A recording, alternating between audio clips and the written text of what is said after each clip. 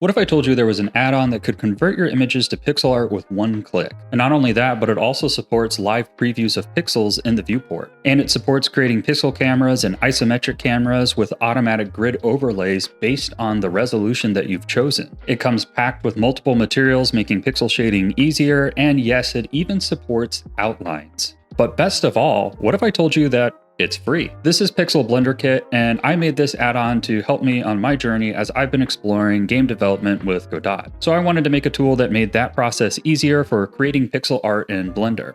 And in this video, we're going to look at how to use this add-on together. You can download it at SuperHive right now, link in the description below. And while you're there, if you want to support the channel, check out some of our support options or our other products, including MoGraph Toolbox, where we just released an awesome new delay field. But let's dive in and take a look at how to use Blender Pixel Kit together. So when you go to your edit preferences and add-ons, you can right-click here from install from disk, install the Blender Pixel Kit zip that you just downloaded. And it should pop up here and then show up over here in your in panel with a render and style twirl down. Now up here, you'll notice a little status bar. I've named this little character Pixie, and they will react to the various button clicks you've had and also provide some helpful information. So if I twirl down the render tab here, you'll see that we have a couple options. We're going to start with render settings. Now you're going to notice this setup render settings button. And this is important to do at the beginning of any project, because what it's going to do is kind of set up your render settings here to be better suited for the pixel art and the tools that we're going to be using.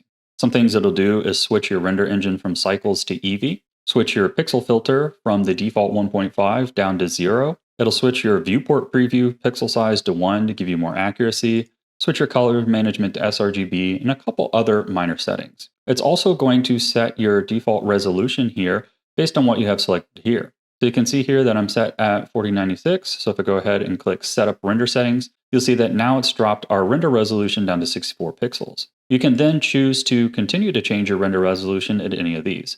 So I'm going to do 128 pixels. You can see that has updated, and it also tells us down here. Now, if you don't want to use a square or preset pixel setting, we also have a custom option here where you can go ahead and manually enter the resolution that you would like. But I'm going to work with 128 pixels. So next up, let's create a camera for our scene. So if we twirl down the camera options here, we have various options for creating our camera. So we have the option between a pixel camera and an isometric camera. So the pixel camera will just create a flat camera. Here you can choose projection of orthographic or perspective. So I'm going to do orthographic. You can set the distance and the orthographic scale and then create your camera. So I'm going to click Create Camera. That's going to create a camera in our scene up here and name it according to the resolution. And if I tab back here into 0, you can see that now we've gotten an automatic grid for our pixel resolution. So if I take a look at some of these other resolutions here, I can change to 64. And with this camera selected, I can click Update Selected Camera. It will rename that camera to the correct resolution and also update the grid. If I come down here to 16 pixels, you can see that effect even more. So I'm going to revert back to the 128 pixels that I have here and update the selected camera. And over here, I can adjust the distance of the camera. This won't matter because it is an orthographic camera. That would matter if it was a perspective camera. But since it's an orthographic camera, I can also adjust the orthographic scale here. Now, this isn't really doing anything special in terms of changing the scale or anything like that. Instead, all it's doing is just making it a little more convenient. At the end of the day, this is a normal camera, and you can just come down here and make those adjustments over here too if you like. So I'd like to show you how to create an isometric camera. I'm going to use this little car model in this scene here. And what I'm going to do is switch from pixel camera to isometric camera. Now, almost always the projection mode you want for isometric is orthographic, and I can set the distance and the scale of the camera. Right now, I'm just going to leave it to the defaults and click Create Camera. That's going to create a camera here up in my scene. And you can see that if I check the position, it's set it to about 10 meters away and created everything else we need as well. And this is just a super simple way to get an isometric scene set up incredibly quickly in Blender. So after that, we are ready to check out the grid options here. You can see that we have grid opacity that allows us to turn the opacity up and down. I like to keep mine around 0.25. And if for whatever reason you decide you don't want the grid, you can turn that grid background off. Now, all this is doing is generating an image and inputting it. So again, this is under the background images. So you can also utilize all of your controls here if you prefer to work that way. Now, the feature I'm most excited to share with you is the viewport preview, because one of the biggest pains of working with pixel art in Blender is that you have to keep hitting the render button over and over to see your final results. But with this, all you do is click Setup Viewport Preview, and you'll see now we get a fairly accurate pixel representation right in our viewport. Let's take a look at how this is working. First, you'll notice that it switched us over to render mode and it's turned on the compositor for the camera. And that's because if I switch over to the compositing tab here, you can see it's actually a fairly simple compositing setup. If I tab in here, all it's doing is scaling down the image with a near sampling and then scaling it back up with the inverse. This is actually a very common method for previewing your pixel results in Blender. However, the problem I have with this method is that what you have to do is come in here and manually adjust this viewport resolution and kind of do a best guess to match to your final output. Now, the problem with this effect is that it is dependent on your viewport position. So if I zoom out here, you can see how it starts to break as it lowers the resolution. And I can manually adjust this here and try and get an accurate representation, but that's pretty difficult to do by eye, which is why I've added this update preview resolution. And if I click this here, what it will do is measure the size of your camera in the scene, compare that to your output, and then change the number here automatically for you to give you a fairly accurate render.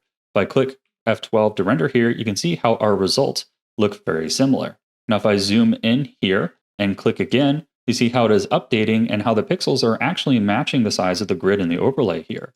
This also works if I switch across various resolutions. So if I decide I want to downgrade to 64 pixels, I can click Update Preview Resolution, and not only will it update the grid, it will also update the resolution to match. So this essentially gives you a fairly accurate preview resolution right here in your viewport. Now you'll notice a couple other settings here. For example, you can adjust the preview resolution and the offset here to try and get it to match the grid best. However, I recommend just sticking with the auto update as it's pretty accurate most of the time. You can also remove the viewport preview if you decide you don't want this in the viewport anymore, but I'm going to leave that on. And then you can also toggle viewport overlay. Now what this does is just turn off a few of the features in the viewport overlay, which I find to be a bit distracting when working on pixel art. But you can toggle that on and off at your leisure. Now next up we have the styling section, which includes the outlines and the materials. Let's take a look at outlines first. So first I'm going to take my background color here. I'm going to set this to black and set the alpha to 0 so that it puts us on transparent. And I'm going to use a line color of black by default and click Setup Outline. And you can see how now we have an awesome little outline on our character. And this also even works as we rotate around our character, giving us a nice outline effect. Now we can change the color and the thickness here, and we can also change the background color. If I want, I can, for example, turn this alpha back up and pick a nice little warm color to go behind our character there. Now, if you decide you don't want this outline effect, you can remove it as well. Let's take a look at how we can use materials. Here I have a simple little chair object, and when I come down to the materials tab, I have a couple options. So I have the option to first choose the material type I want to add, and then whether I want that to add a new slot or replace active.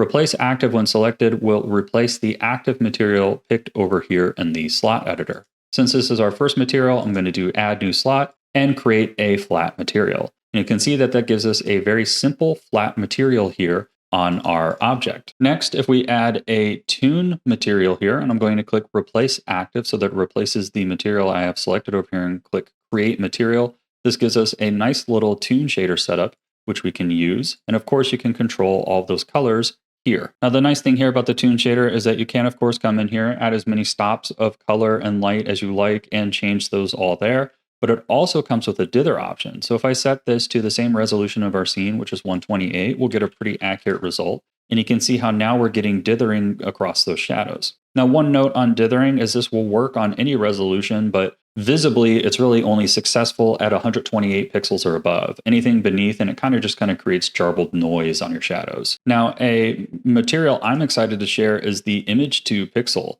So if I click image to pixel and create a material to replace here, it's going to give us a blank image. Now, I already have a chair texture in here, so I'm going to select that. And what it does is I'm going to switch to material view here, is creates a pixelated version of your image. So if I go ahead and set this to a super high resolution, this is what our actual texture image looks like, but we can set a pixel scale here. So I'll set 128. You can see how it's actually pixelizing that texture at a lower resolution.